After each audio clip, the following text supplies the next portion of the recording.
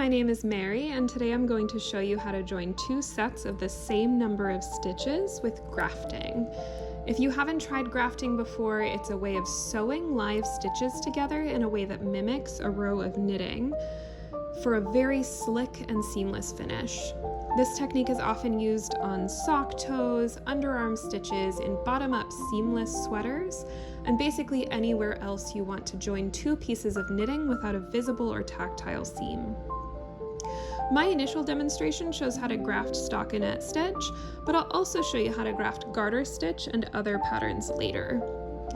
To start off grafting your stitches, you'll break off your working yarn, leaving a tail about 4 times as long as the width of the knitted piece, and thread the tail on a tapestry needle. Here I'll be using a separate strand of contrast color yarn so you can see what I'm doing. So I'll measure that out. I've got my piece here that I'm going to join. So here's about the width of it. You can always overestimate a little bit so you don't run out. And then I'm going to double that.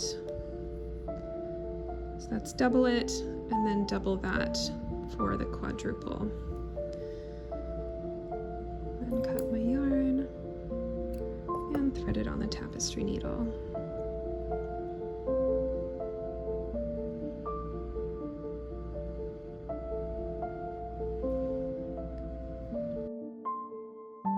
So grafting involves 4 basic movements or passes through the stitches. Before beginning, we'll work what's actually the last 2 passes of those 4 as setup movements. So first, to work the setup, you'll bring your tapestry needle through the first stitch on the front needle as if to purl. You'll pull the yarn through but leave that stitch on the needle. Here I'm going to leave a little tail so that I can weave it in later. And then you'll go through on the first stitch of the back needle as if to knit, kind of from left to right through there. Again, leave that stitch on the needle and pull the yarn through. Next, you'll thread your tapestry needle through the first stitch on the front needle as if to knit, but this time you're going to drop that stitch off and then pull the yarn through. And then through the next stitch on your front needle as if to purl and leave it on. Again, pull your yarn through. Then what you're going to do is go into the first stitch on the back needle as if to purl. Then drop the stitch off. You can move your stitches up. Pull the yarn through. And then onto the next stitch as if to knit, but leave it on. And pull the yarn through. So those are those 4 basic movements: the knit, purl, and then purl, knit. So we're going to keep repeating that. So go into the first stitch as if to knit, drop the stitch off, and then you can combine these movements. So before you pull the yarn through, you'll also go into the next stitch as if to purl and leave it on. Then you can pull the yarn through, and then into the first stitch on the back needle as if to purl, drop it off, and then the next stitch as if to knit, but leave it on,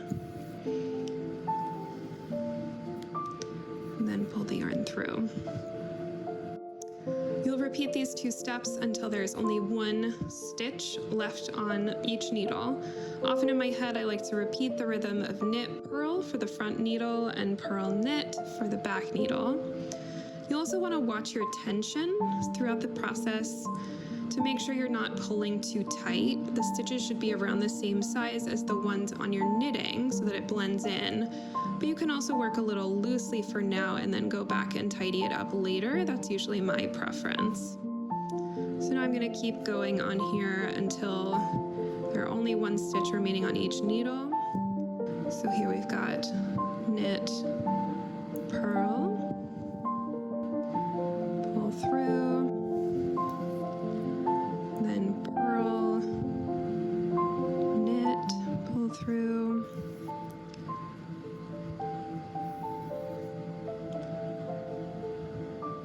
knit, purl, purl, knit.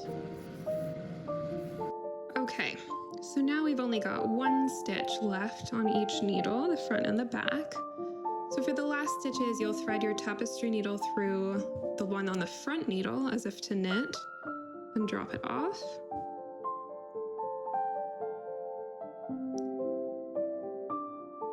Pull the yarn through, then through the last stitch on the back needle as if to purl and drop it off. So there you've grafted all of your stitches.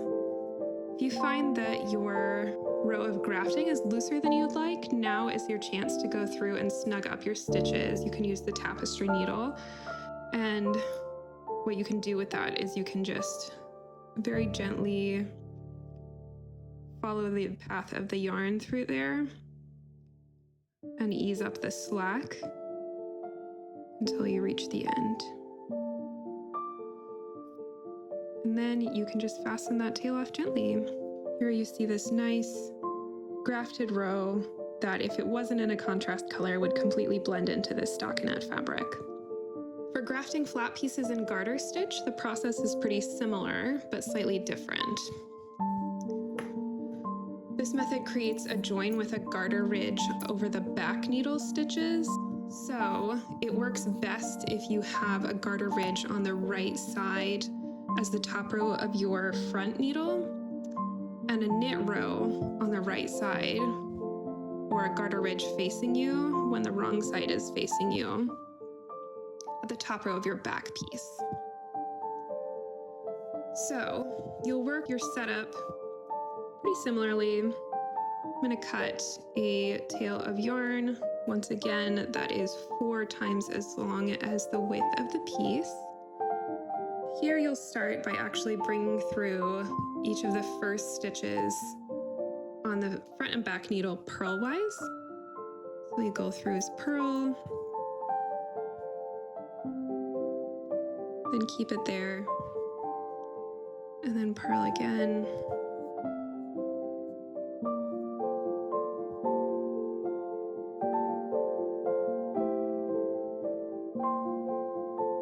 And keep the stitch on the needle. Then you'll work as normal on the front needle. So go to knit purl, knit the first stitch off, purl the second stitch on. But then on the back needle, you'll actually go knit purl again. So knit off, purl on, instead of alternating. So once again, on the front needle, knit off, purl on, and then again on the back needle, knit off, purl on. So again, this creates a purl ridge on the right side of the back needle stitches while maintaining the knit on the front needle stitches. You can sort of see this at the start, but I'm actually going to go until the end of this row so you can see the full effect. So here we are again at the last stitch on each needle. And since we're doing the same thing on both the front and the back needles, we're going to go through that front stitch as if to knit and drop it off, and then the back stitch as if to knit as well and drop it off. And then pull your yarn through, and then once again you can go back through and tidy up your stitches if you want, but here you can see this blends really nicely into the garter stitch fabric because it creates another ridge. So this works with flat pieces. If the piece you're working is garter stitch in the round and you're grafting the front and back halves together, like for a sock toe, you'll actually want to use the stockinette stitch grafting for the most symmetrical edge.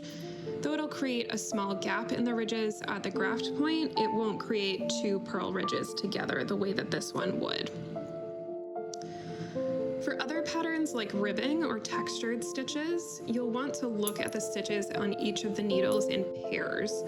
So this is a little bit more labor intensive in terms of paying attention to what you're doing, but it can make a really nice seam.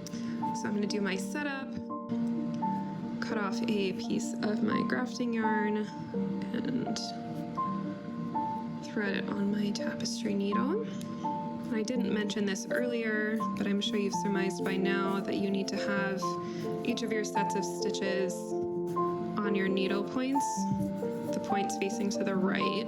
So now we've got this piece that we're going to graft, and I'm going to anchor my yarn the way I would for stockinette, since the first stitch of this is a knit. So go through the first stitch as if to purl, pull the yarn through but leave it on, and then back stitch as if to knit,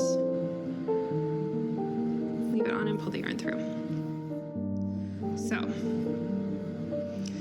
as I mentioned, you will look at each of the stitches on the needles in pairs as they come up. So, if the next two stitches on the needle are the same, see the first two stitches here are knits, you'll want the direction in which you bring your needle through each of the stitches to be different. So for example, since each of these two stitches on the front needle are both knits, you'll bring the needle through as a knit purl. So knit off, purl on.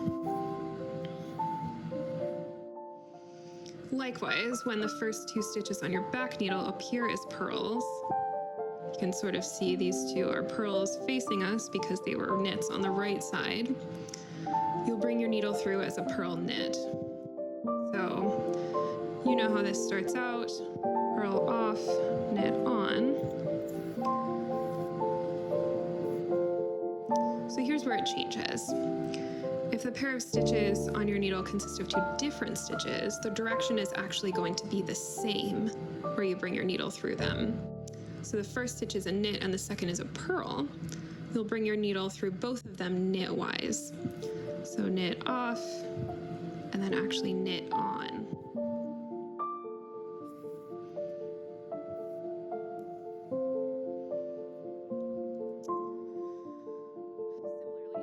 If the first is a purl and the second is a knit, we can see viewing these two from the wrong side, then you'll bring your needle through both of them purl-wise. So go purl off, purl on.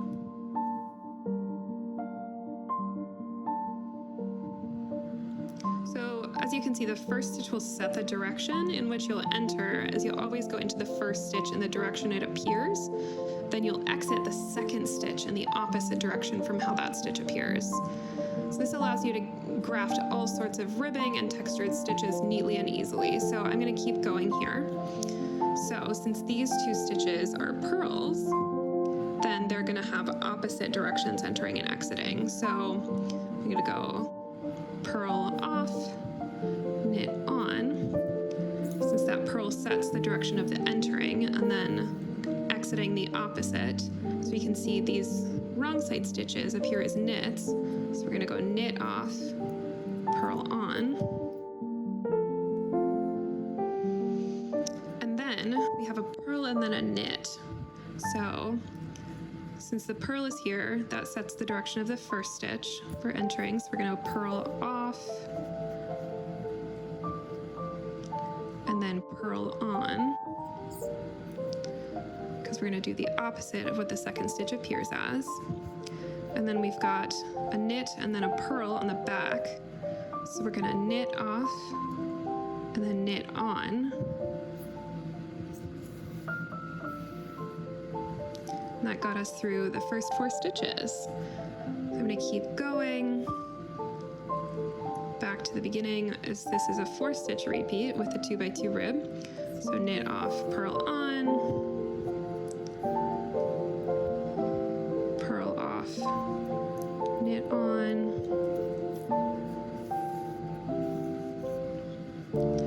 and then so we have a knit and then a purl. We're going to go through both of them knitwise, so knit off and then knit on.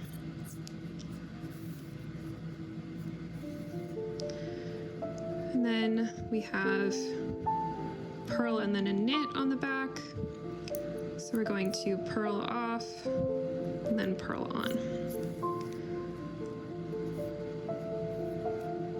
So I'm going to go ahead and finish this row of grafting. So now we've reached the last stitch on each needle for this ribbed grafting. And again, since we're going to be taking both of these stitches off the needle, the stitch, the way that it's facing, is going to determine how we're going to put the yarn through. So since this last stitch is a knit on the front, we're going to go through as if to knit. And then since the last stitch is a purl, as the wrong side faces us, we're going to go through it as a purl. So again, this allows you to graft all kinds of ribbing and textured stitches neatly and easily. Note that the two edges coming together will be staggered by a half stitch because of the nature of their construction. So you can kind of see it's not completely perfect, but it still creates an attractive kind of close enough join in pattern. So that's how you graft. Happy knitting.